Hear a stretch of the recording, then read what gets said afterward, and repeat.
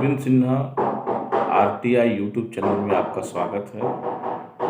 आज हम आपको बताएंगे कि आप अपने दिए हुए किसी परीक्षा का कॉपी को कैसे जांचें। आप अपनी कॉपी को कैसे देखें। मुझे वीडियो एडिट करना नहीं आता है, इसीलिए थोड़ी समस्या होती है, लेकिन फिर भी हम पूरा प्रयास करेंगे कि अपने स्तर से आपको हम आरटीआई करना सिखाएं। आपने एसएससी का परीक्षा दिया है और उसमें जो प्राप्तांक आए हैं आप उससे सेटिस्फाइड नहीं हैं, या फिर आपके नंबर कट ऑफ से अधिक आए हैं, उसके बावजूद भी आपका चयन या फिर आपको शॉर्टलिस्टेड नहीं किया गया है। तो आखिर क्यों, क्या कारण है कि आप चयन नहीं किए गए हैं अधिक नंबर आने के बावजूद? गलती कहाँ है? तो इस तरह के मामलों में आप अपनी कॉपी भी देख सकते हैं और जानकारी भी ले सकते हैं कि गड़बड़ी कहाँ हुई है। आरटीआई करने से विभाग को भी अपनी गलती का पता चल जाएगा कि उनसे भूल कहाँ हुई है। यदि आपका नंबर 80 है और 75 नंबर पाने वाला पास हो गया है और आपका नाम नहीं आया है, तो फिर कहीं तो फॉल्ट होगा। तो आरटीआई करने से बहुत सारे मामले खुल जाते हैं। उसके बाद जब मामले खुल जाएंगे, फिर आप अपने हिसाब से अपने हक की लड़ाई लड़िए, लेकिन आपको पता चलना चाहिए कि फॉल्ट कहाँ हुआ है। आप लड़ेंगे कैसे? आपके पास हथियार होने चाहिए। हथियार मतलब आपके पास डॉक्यूमेंट्स होना चाहिए, साक्ष्य होना चाहिए। तो यदि हम एसएससी का किसी परीक्षा के संबंध में हम आरटीआई लगाना चाहते हैं, आपको ऐसा लग रहा है कि किसी प्रकार का सेटिंग से कुछ लोगों का चयन हो गया है, जिसके कम नंबर आए हैं उसका चयन हो गया है, और आपके अधिक नंबर आए हैं उसके बावजूद भी आपका चयन नहीं हुआ है, तो आपको इस तरह से आरटीआई आवेदन बनाना चाहिए। सेवा में सूचना अधिकारी महोदय, staff selection commission, Ranchi, Kolkata, जो भी है। विषय में सूचना का अधिकार अधिनियम 2005 के तहत आवेदन।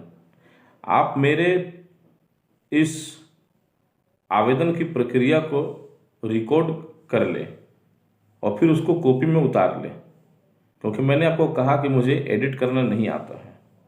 उसके बावजूद भी किसी को प्रॉब्लम हो तो आप मुझसे कमेंट में संपर्क कर सकते हैं। मैं उसमें आपका निदान कर दूंगा, आपकी समस्या का हल कर दूंगा। विषय के बाद महाशय, उसके बाद सूचना का अधिकार अधिनियम 2005 के तहत staff selection commission, notification number इतना, परीक्षा तिथि इतना, प्रथम पाली अथवा द्वितीय पाली को हुए परीक्षा के संबंध में मुझे निम्नलिखित सूचनाएं दिया जाए। यदि आपको ऐसा लगता है कि इसमें पैसे का खेल हुआ है या और कुछ हुआ है, तो आप आरटीआई की सूचना कैसे ले, मैं उसकी सूची दे रहा हूँ। सबसे पहला नंबर में लिखे कि दिनांक इतना तारीख को जो परीक्षा हुई थी उसमें कुल कितने अभ्यर्थियों ने आवेदन किया था, कितने के आवेदन अस्वीकृत किए गए, कितने के आवेदन स्वीकार किए गए। सभी के नामों की सूची उपलब्ध कराया जाए पूरे विवरण के साथ। दूसरा, कंडिका में जितने अभ्यर्थी का आवेदन स्वीकार किया गया, उनमें से कितने अभ्यर्थियों ने विभिन्न केंद्रों में परीक्षाएं दी। कृपया परीक्षा दिए हुए अभ्यर्थियों की पूरी सूची उपलब्ध कराया जाए।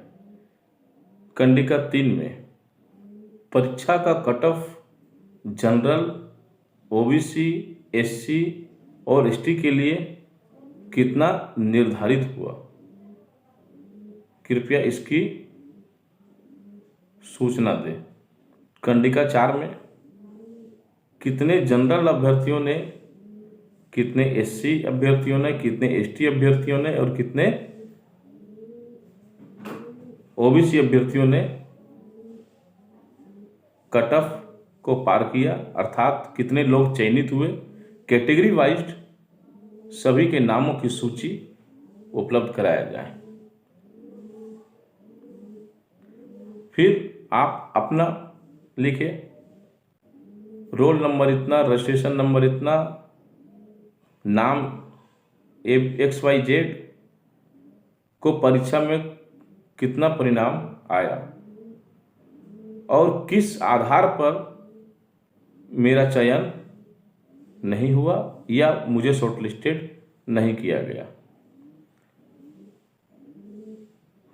इतना ही सूची यदि आप मांगे तो आपके पास पूरी परत दर परत खुल जाएगी। वो खुद से आपको पूरा डिटेल्स उपलब्ध कराएगा। यदि आप जनरल हैं तो वो खुद से उपलब्ध कराएगा कि जनरल का कट ऑफ इतना गया है और आपका कट ऑफ और आपने जो मार्क्स लाया है वो इतना है। तो आपका अगर नहीं हुआ तो कैसे नहीं हुआ, इसकी जवाबदेही वो खुद तय करेगा। कुल मिलाकर उसका वो निदान करने का पूरा प्रयास करेगा, क्योंकि नहीं करेगा तो आप इसी साक्ष्य के सहारे कोर्ट में जा सकते हैं कि ये एसएससी वालों ने ही आपको दिया है कि इतना नंबर आने के बाद ये लोग सब पास कर गए, मेरा इससे अधिक था, उसके बावजूद भी मुझे फेल कर दिया गया या शॉर्टलिस्टेड नहीं किया और इसका कारण कुछ भी नहीं बताया गया है। तो कोर्ट में फिर फैसला हो जाएगा आपके फेवर में। लेकिन मुझे लगता है कोर्ट तक जाने की आवश्यकता नहीं होगी, वो सुधार करेगा, आपको शॉर्टलिस्टेड करेगा और इससे जुड़ी और भी ढेर सारी जानकारी आपको मिलते रहेंगे। यदि किसी को किसी प्रकार का परेशानी हो, दिक्कत हो आवेदन बनाने में, आप मुझे कमेंट बॉक्स में ज़रूर कमेंट करें। तब तक के लिए धन्यवाद।